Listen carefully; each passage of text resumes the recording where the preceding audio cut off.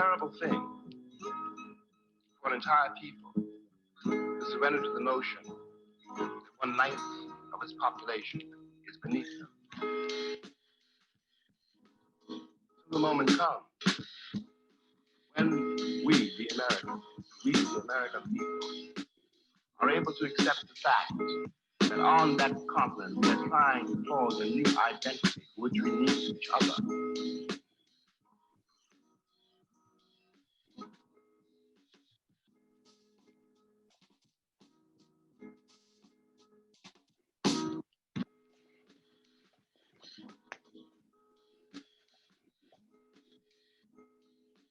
I'm not a war of America.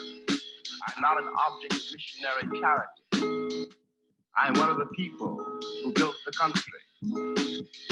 Until this moment, there is scarcely any hope for the American dream.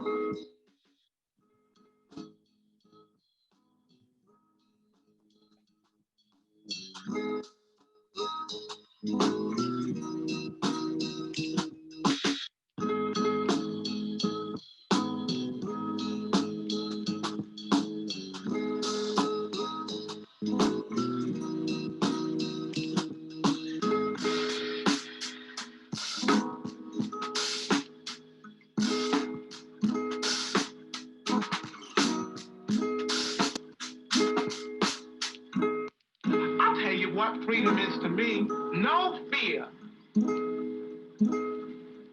I mean, really, no fear.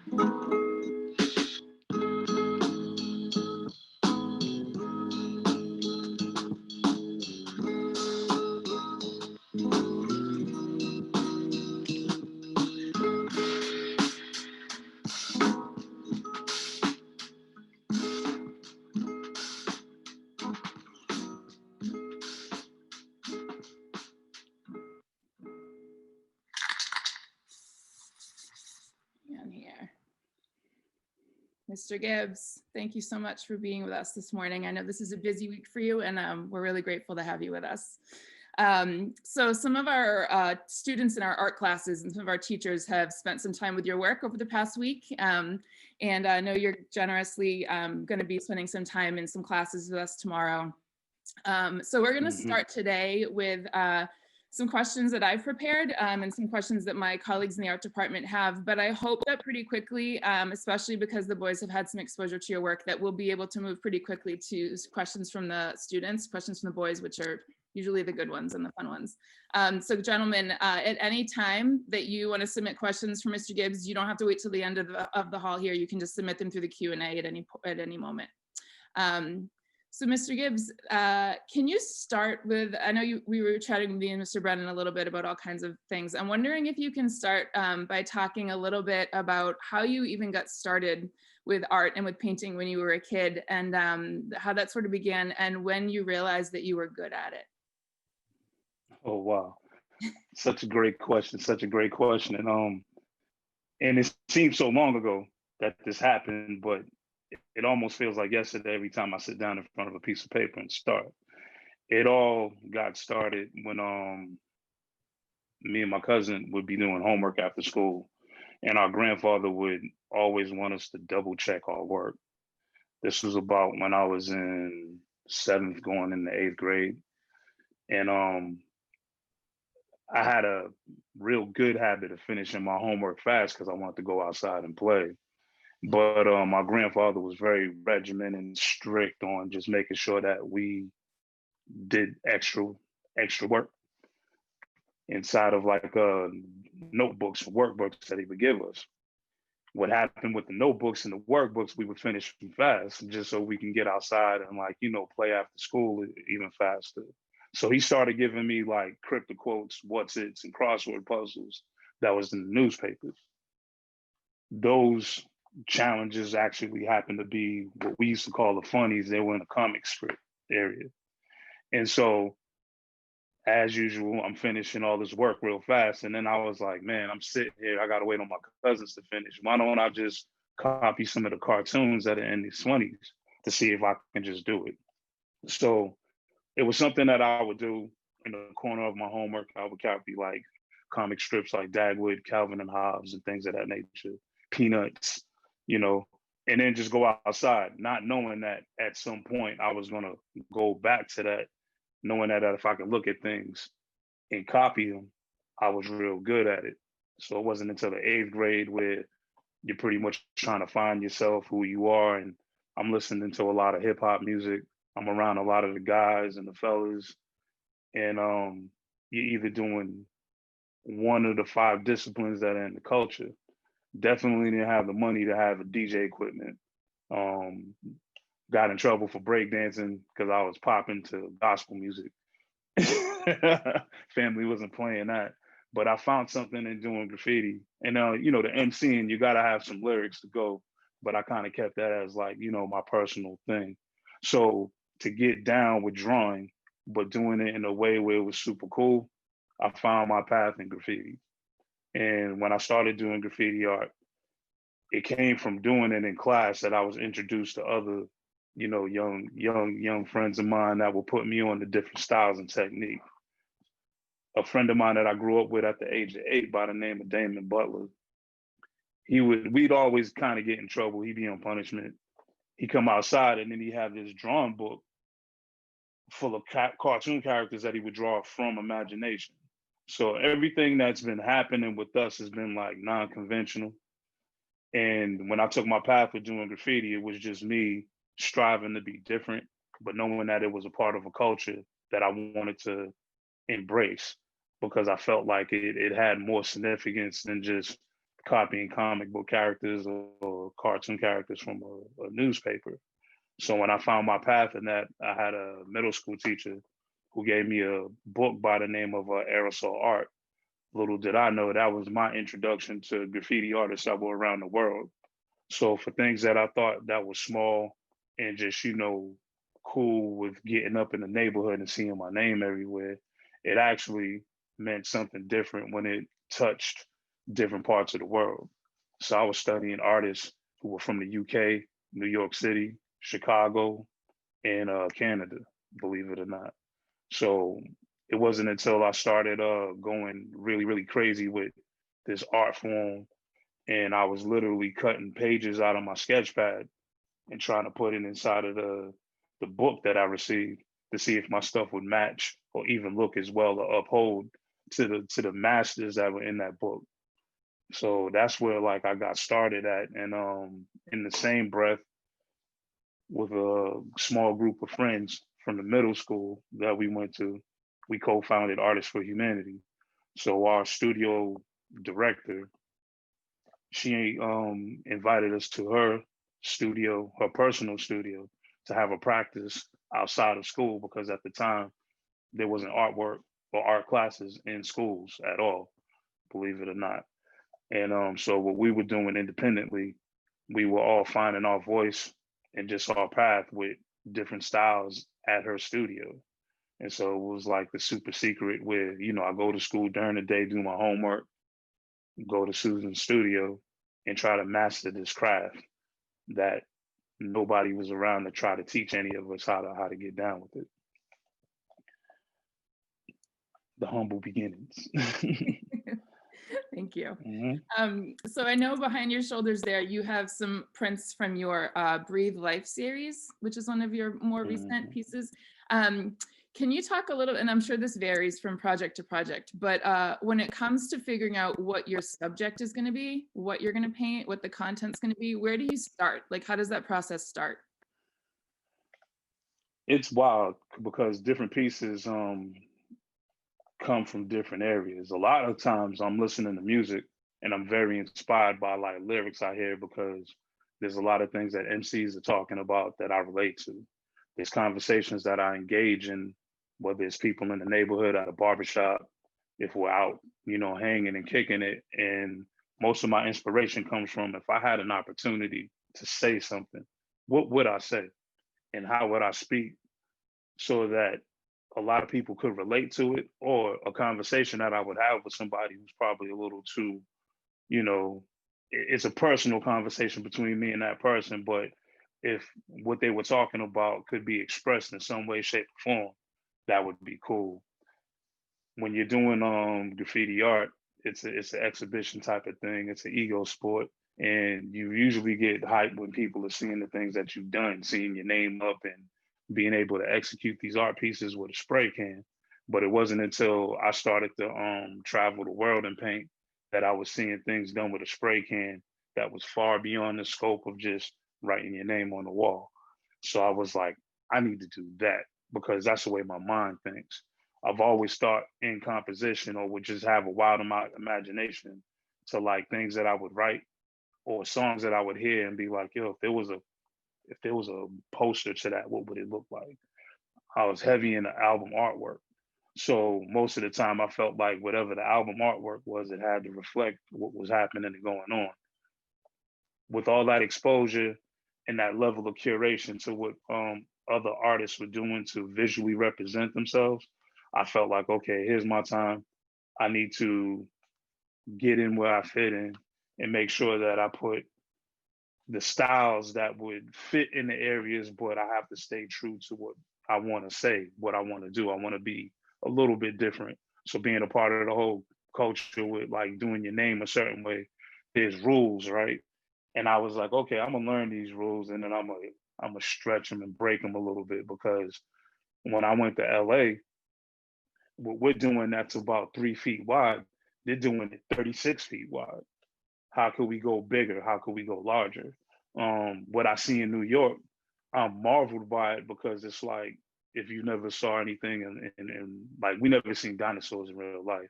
But just imagine if you seen the size and the colossal impact of what these large pieces were doing. So I got bit by the bug to see like murals on a large scale. We call them productions, and there were different writers and different muralists I was meeting from different parts of the world.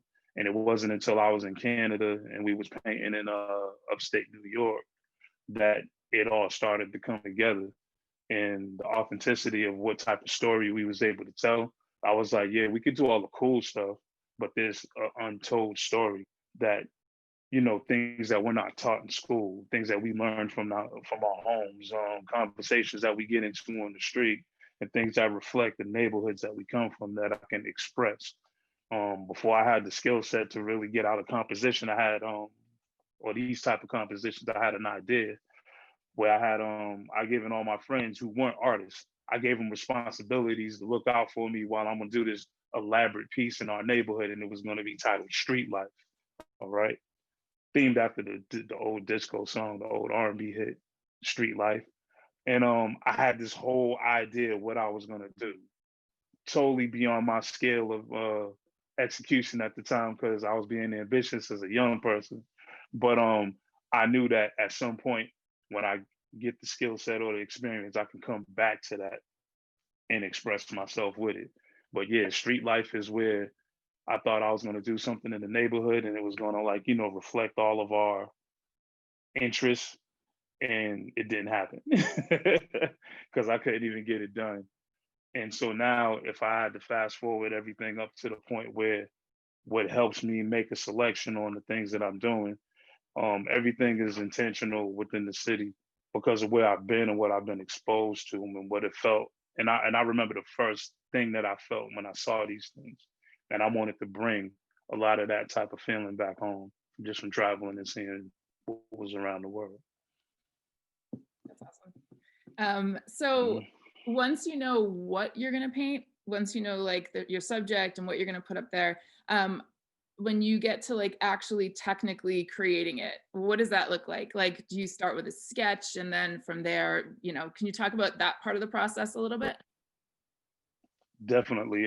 Most of the time, a lot of my pieces start out with a written composition. Like I write out what I want it to look like. I start to like, I start to develop the narrative, you know, and it might be just as simple as, okay, girl, young dude, shoulders, fly sneakers, like main ingredients where I want to like start piecing together what's this gonna look like.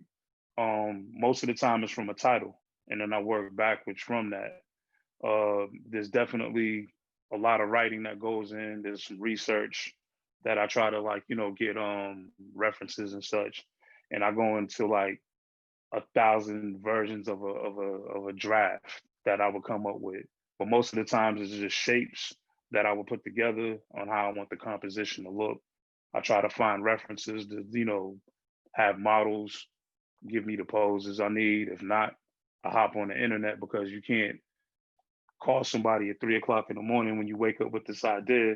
So I'll jump on the internet. I'll start, grabbing some images, and then I'll use Photoshop to start Frankensteining a lot of these images together to make the compositions that I need. Um, from those compositions that I'll pull together in a Photoshop file, it's straight to the drawing pad. And even though the anatomy can be skewed because of the hard cut and paste looking style, it's like the internet is like a infinite magazine, that you can flip through, and I could take like the finger of a person or the eyebrow of another person and just put it all together. But it's not until I get this rough draft of a pose that then I'll coordinate some friends to do a couple of photo shoots just to make sure that I get lighting and anatomy right. And then I go to town. A lot of it's from the imagination straight to the pad. And then if it comes to a point where there's a location that I know I want to put it or place it, and I have to go through the proper channels and proposing what I want to paint, a lot of people have to literally see it in context. So again, being versed in Photoshop, I'm able to take the sketch and make a photo composite directly onto the space so that people can imagine what the sketch would look like at that scale and on that size. And it took some time to get to that skill set and point, and honor the technology that gives us the ability to see all these things. So one of the things that you were saying to Mr. Brennan and I before we got on were some of the logistical challenges that you meet in the actual medium that you work in. So working with aerosol cans, working outside, working on like different styles of concrete. Can you talk a little bit about that, about how that works and what you have to plan for and like the problem solving? I mean, you had some really funny stories that you were telling us before. I think the kids would be interested in hearing it. Yeah, I can share the recent story, which is totally, totally hilarious. The wall I recently painted, it would be a texture of a wall that a lot of artists would pass up on. This texture of the wall, if you can imagine you cracking open an English muffin and then try to paint on the inside of it with the nooks and crannies, imagine that concrete, 37 feet tall, 107 feet wide, and you have about a 97-degree day where the sun feels like it's about 103. And you have all these challenges where the texture of the wall, not only does the sun hit it and it makes it hot and it absorbs the paint, but it also reflects the light from the sun because of it's a concrete wall, it's gray. So there's certain times of the day where, like, if your composition is up and you have a white background, the sun is pretty much reflecting off of that, blinding you, that you can't see anything that's happening. It looks different. The texture of this wall has, the ridges and the bumps. So I would have to, what I would normally do on a smooth wall, to spray paint everything and it would lay on it flat.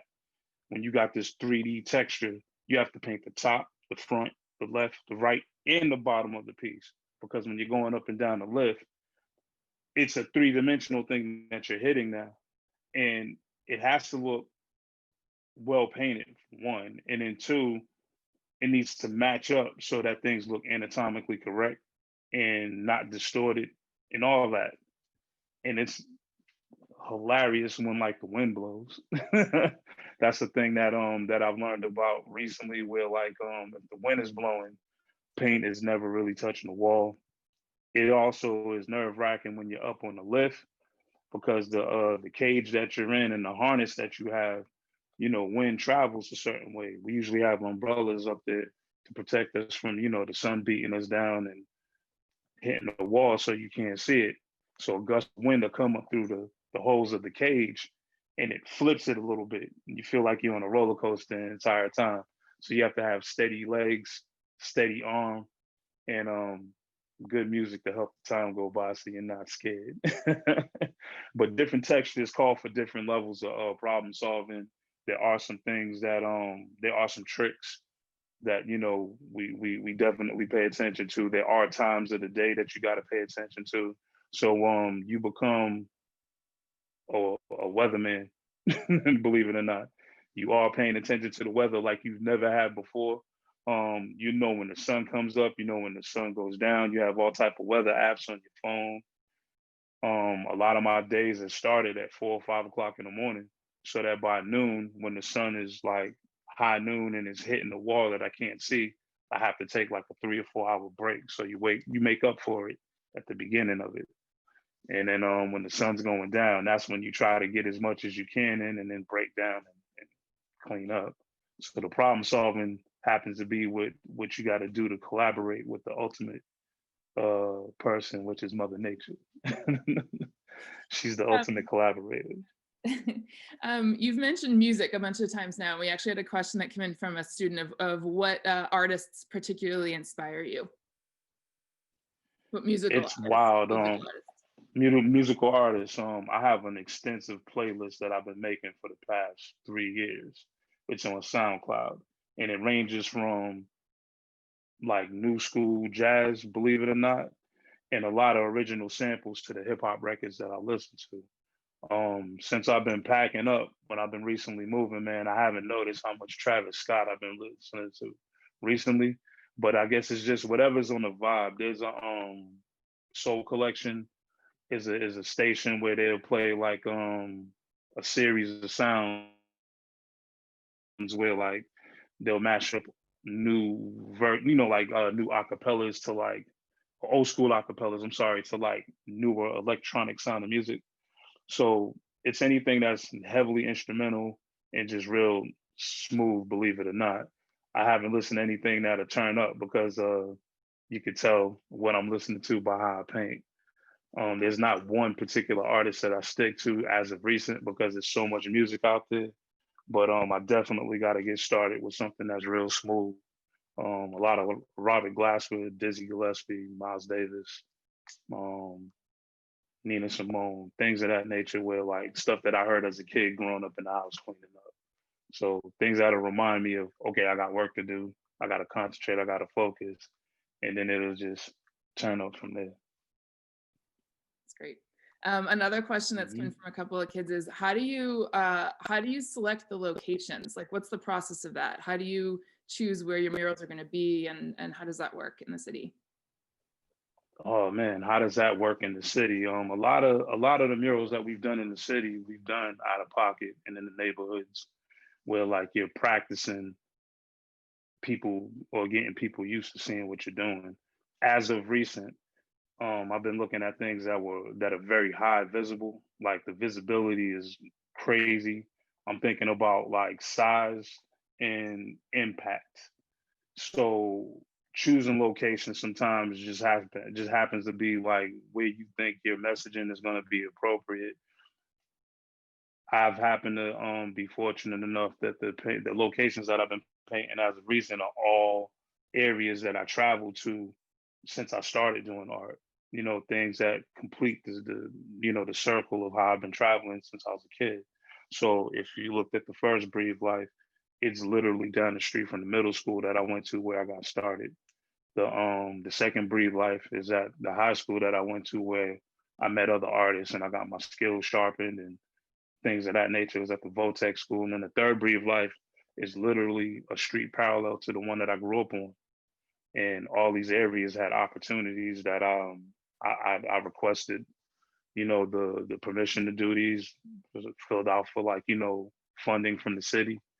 And I think the relationships that I built from, doing things in that area and people being familiar with the work that me and my guys are doing, that when I made a request to do these spots, everybody was like, thumbs up. Oh, you're going to do something? This is great. And so one good piece leads to another location giving the okay. And so now it's become a thing in the city where like, a lot of people see me and they be like, hey, that's the mural guy. I got a wall. What you think?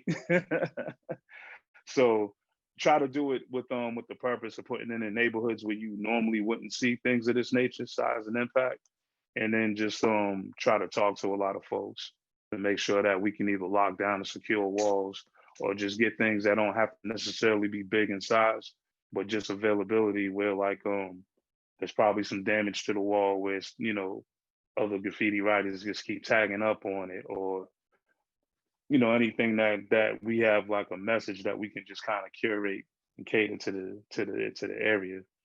Different walls require, different opportunities and just different messaging.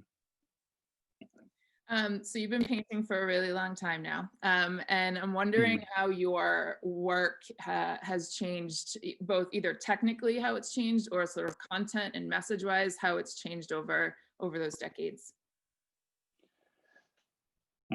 How my work has changed. I'll be honest with everybody in the chat. I had to do a lot of work to help my styles evolve. It was never really about what I was personally doing all the time, because we live in a world where art supplies aren't cheap and you got to make a living as an adult.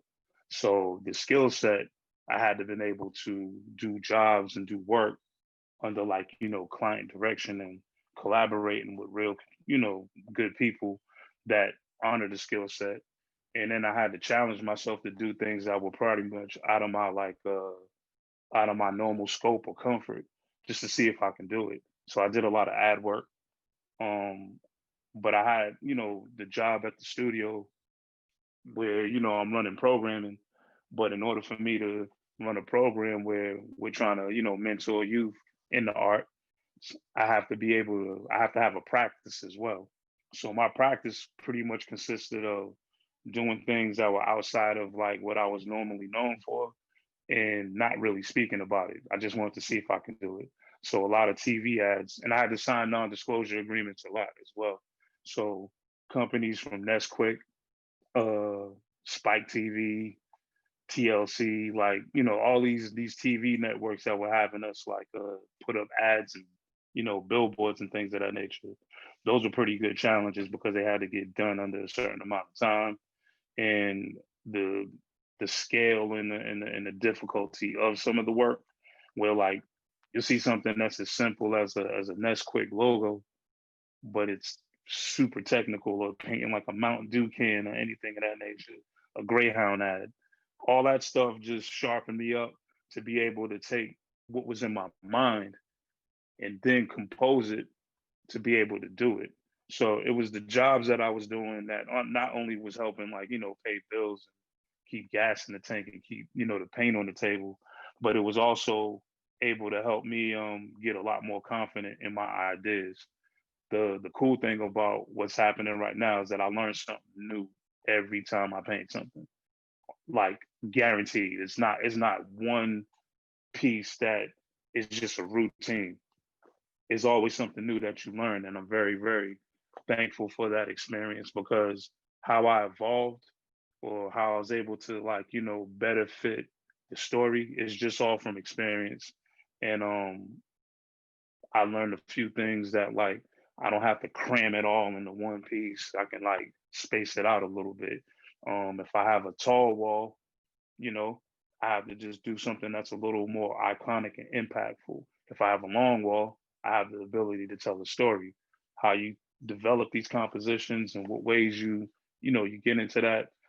The space definitely dictates what goes down, but just my way of thinking and just traveling and seeing a lot of murals, it's helped over the years in my evolution as a painter.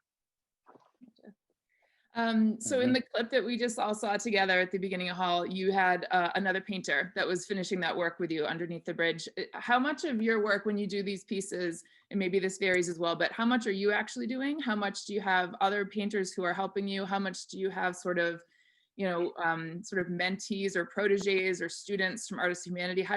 Who helps you do these, and how much help do you get?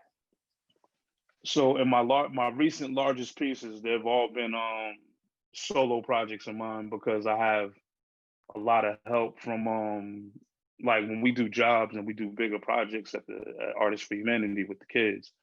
That's a lot of stuff that's like, it's the program, it's the teams that develop the ideas. and I'm just project managing and, helping them execute the look.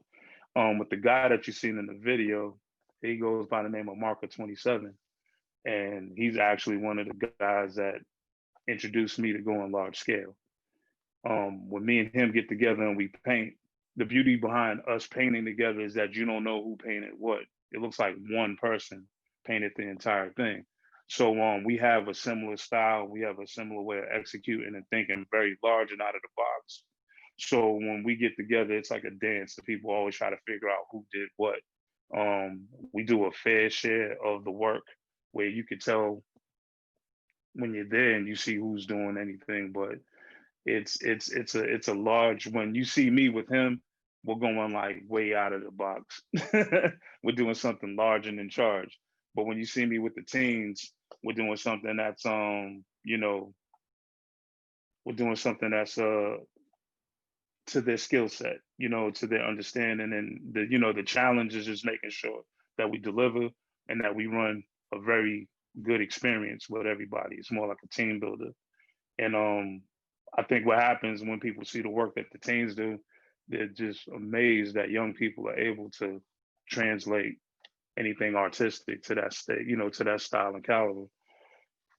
A lot of things that I've done as of recent, I've been told I need to get like, apprentice and help, because they're like, dude, you're working yourself to death. But I was like, I've done stuff with people so long that everybody actually encourages me to go, let's see what you're gonna do and do this by yourself.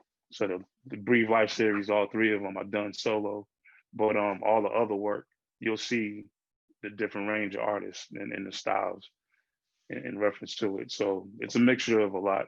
I have like 30 years of painting, so it depends on what part of that 30 you want to talk about, that, like who I was painting with and what was going down. Sure.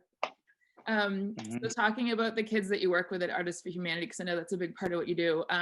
What are some of the main lessons that you're trying to impart to those kids, whether it's technical lessons or just sort of mental approach to art and to just their mental approach just to life in general? What are some of the key things you want these kids to take away from you? The key things is definitely to know how to honor a commitment. Anything that they dedicate themselves towards, it's a transferable skill that you can put towards anything. So if you have the same will to sit in front of a painting or just a piece of paper, you can put that same drive towards finishing schoolwork, to studying, to staying focused. I just want them to be like, better than they were when they came in, as far as like, human beings. There's no, like, it doesn't matter to me if like you're the next Da Vinci or if you're like artist of the year, things of that nature. It's just about knowing how to honor the commitment and just being dedicated to something, knowing that you're only as good as your last piece, and not, and just paying your dues, you know what I mean? Just learning how to do the work first and then going out to establish it. I think hard work pays off in all areas, and practice makes perfect. So when it comes to part of your lifestyle, I want them to just have, better choices that they make, take care of themselves, contribute to their household, things of that nature. And if you're going to tell your parents you're going to be an artist, they might freak out a little bit because they're going to be like, how are you going to make money?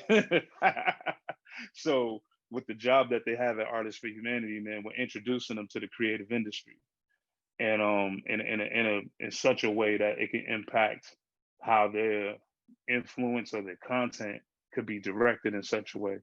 And I'm surprised at how many young people that I mentor, that when they're of a, like, young adult's age, or they're over 21, they really don't do art anymore.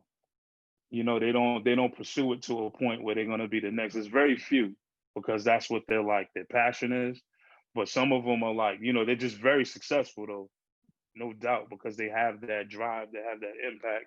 They're a part of, like, the city's culture. But a lot of them, the art thing is like a secret for them. It's that thing that they can go back to. But they're like very positive and go-getters, you know what I mean? So that's the one thing I want them to just have, is to be better than you were the day before, That's great. Mhm. So next question here. How has your work and your experiences as an artist affected your view of and your relationship with the city of Boston? Because this is where you were born and grew up. Does that question make sense? Yeah, say that again, because I just thought about the answer in 3 parts. I'm Sure. sorry. No If you don't problem. mind repeating it. Yeah, not at all, not at all. The question is, how has your work and your experiences as an artist affected your view of and your relationship with the city of Boston? Oh man, my work as an artist changed my view of Boston as something that's this city's uncharted in a lot of ways, where like there's things that people don't know about this city that we have the ability to kind of add and change the narrative towards, to make sure that, it's a destination spot where people are coming to see, like, universities, schools, and things of that nature. But we also have a culture here that's so like baked in that, like, for the murals that are going up, it's just like a breadcrumb trail that can lead towards these experiences for people to discover and talk about. What I've learned is that the political connection in the city to get things done is at a utmost high. So like, if you look at the time span in between the projects that I've done, they're like 2 and 3 years apart, but because there's a lot of conversation in between to work up towards that.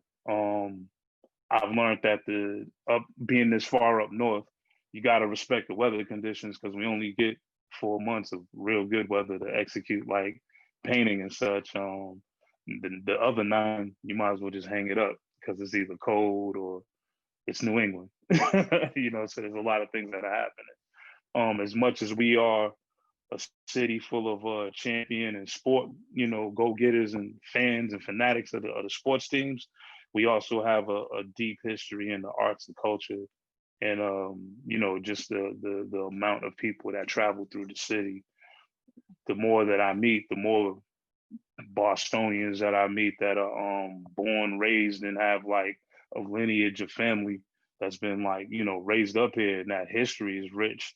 And just like some of the archival pieces that they have, some of the artists that came through their houses, people that been on the marches with Martin Luther King and so on and so forth. Like I've talked to a lot of people, and as traditional as the city has grown to me, I learned that there's so much more that's uncharted because of how it's constantly being developed and the new things that are happening, and just how when you go somewhere that's normal to see what's happening right now, you come to Boston and it's still kind of new. So I think that's what I'm learning. Like, okay, there's an advantage point here that we can attract that type of attention, but we can definitely like build on it. So it helped me change just the way that I look at things, the way I approach, and not just to think local, because when I go out of the city, I'm carrying it with me to represent in other areas. So I could take Boston outside and be like a artist that they export into places and represent the city well. So the next question here is from a student, and the question is, have you ever had a moment of biting off more than you could chew? So how do you approach completing such a large scale production without getting overwhelmed by it? That's an excellent question, because that actually happened in the recent piece that I've done. Biting off more than you can chew is just, in this unfortunate pandemic, there are a lot of things that got pushed back. There was an ideal timeline that I was going to finish the piece that I just done, but with the social distancing, the delay, and all the things that are happening, projects that I had planned for, like, let's say the end of the summer, had to totally get pushed into the fall, because I just wasn't done. And when I was painting at Madison, I definitely bit off more than I can chew, because I was doing small replicas of masterpieces from my influences. So to do that justice and not just throw up something real quick, like, oh, you get the idea. It's the amount of time that, things that you do deserve. So I don't freak out. I just, just stay focused on it and try to get it done. There is a lot of the rest of your life that you got to balance, where like, you know, you balancing family time, what you're doing creatively. And then, you know, me doing the residency, I have to still have a job at the end of the day when this is done. So there's a lot of balancing that you have to do. And the problem solving is just having better time management and just making sure that you're taking care of yourself, because you could push yourself to the point that you hurt yourself. And then when you hurt yourself, you can't do anything for anybody. So definitely have to take care of yourself and just prioritize and manage your time real well. And just learn how to, like, you know your scope of just getting things done. If you're doing things that you've never done before and you're discovering that timeline, I think just the transparency when you're dealing with other things is what helps people have a better understanding of where you're coming from with things. So yeah, biting off more than you could chew, that's just, you know, it's being ambitious and saying yes to everything. Got to learn how to say no sometimes too. Good advice. So this is a question from a student. What does vulnerability mean to you as an artist? How does vulnerability come into your art? I think vulnerability comes into my art when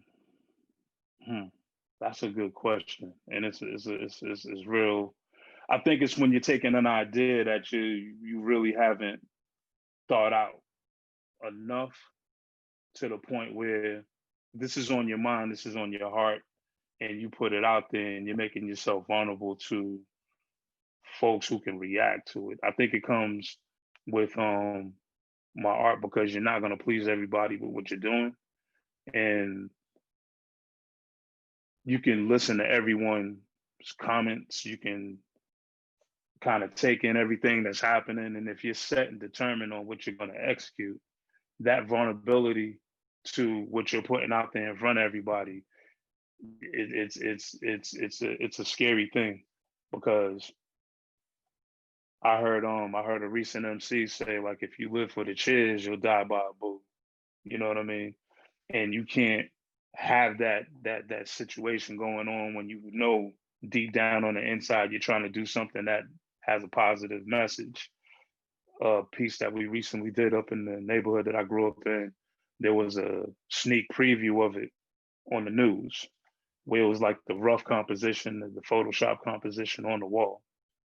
Now, people seeing that automatically thought that it was on the space. So there was one individual that came up and like infuriated, like, we didn't know anything about this happening. How's this going on? I seen it on the news. I was like, what did you see?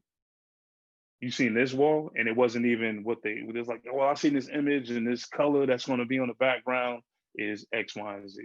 And I was like, okay, well, explain to me why, you know, I had the exchange in the conversation, but I had to, at the end, just ask this individual to just trust the process and just know that, you know, I am a person from the community that, like, has the intentions to deliver something that's going to look beautiful, one, and then two, speak to the history. And so the vulnerability in that is just that, you know, again, you're not going to please everybody. Those conversations are going to come. There's also just like everyone's critique on what you're doing. And so you can totally take that and go like nuts behind it, or just know that you're doing something that you're just gonna have to take that information and kind of add that into your repertoire. There's a lot of that's a huge thing to unpack when it comes down to vulnerability. Sure. But I hope I answered that. You did, thank you. So the next question, we have a couple minutes left here. If you could collaborate with any artist of your choice, who would it be? It's wild because it's actually happening. So I had a guy that I was introduced to by the name of Paul Goodnight. There's another brother by the name of Rob Stowe, who I'm doing a residency with at the Museum of Fine Arts right now. So this is a guy that I was going to all the comic book conventions and going to his table, getting, like, you know, autographs and my comic book signed. And here I am sharing a residency with him at the Museum of Fine Arts. It's like pure bliss. And Paul Goodnight, if you look him up, he's a guy that's a historian of our city, and he's called upon us to get down with the project that I'll have a sneak preview of in a few. But those are like the two guys. I think everybody that I've worked with were individuals that I wouldn't change anything with the experiences that I had with them. I have a lot of people that I painted with that will run out of time if I named them all.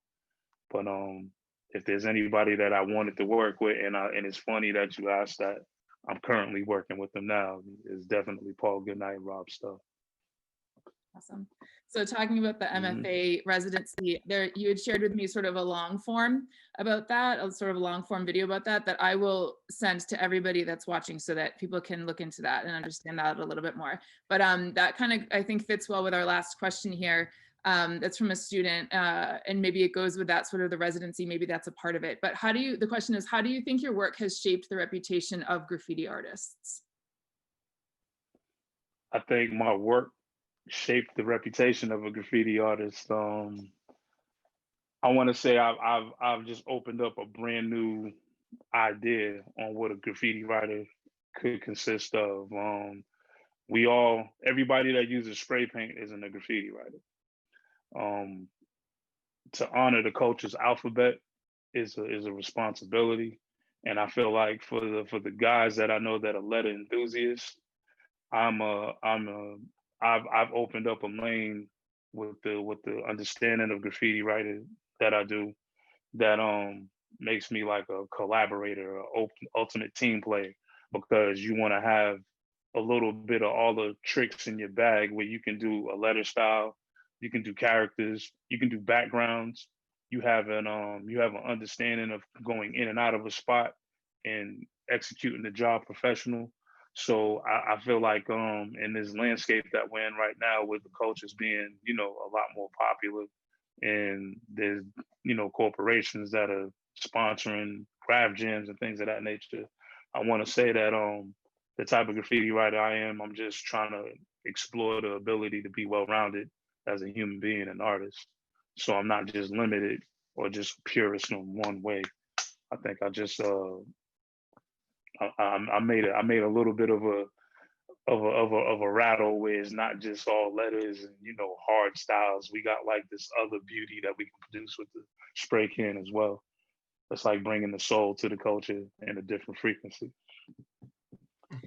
Mr. Gibbs, we're at about time here, and I just want to thank you so much for being with us this morning. This has been a real treat, and the fact that some of our kids get to be with you tomorrow is makes it even better. So thank you so much, truly. And Mr. Brennan, appreciate it. A few words to close us out here. Mr. Gibbs, this has been a remarkable experience for all of us, and I'm one of the people who always says that to talk about art is to diminish it. And in fact, in your case, your talk about your art has enhanced it to a degree that I hope that all of us are going to get out in the city and see it for real and live. And I hope also that this is a beginning of a long relationship with us. I realize you're a busy man and you've got a lot of responsibilities and a lot of people who are eager for your mentorship. But I think that you and Roxbury Latin could actually be an incredibly symbiotic opportunity, and that you've got a lot more still to teach us. So I look forward to that, and especially compliment you on the vividness with which you described your work, your evolution, what your mission is, and it's a great way for us to start any day, but especially in these times when people tend to be cynical and maybe even a little sad. You brought hope and joy into our lives, and so I'm really grateful for that. I would say, boys, too, that as we think about what's coming up next for us, I sent to your families yesterday a letter previewing what we're looking forward to in January, and that is ultimately for our whole school to be collected back together, all in person by February 8th. There's a lot that has to fall in place in order for that to happen, but I know that you agree with me that we're all better off when we are together, and we're going to find a way in which to do that. I would say, too, as I've said countless times over the last 9 months, it depends on each of us being responsible. And for this corporate adventure, in which we're engaging on a daily basis, but we hope even more robustly as of January and February. Each of us is going to have to do his or her part in order to make that work. I know I can count on you for that. Thanks very much again. Thanks again, Mr. Gibbs. Have a great day. All right, everybody, take it easy. Take it easy. Thank you.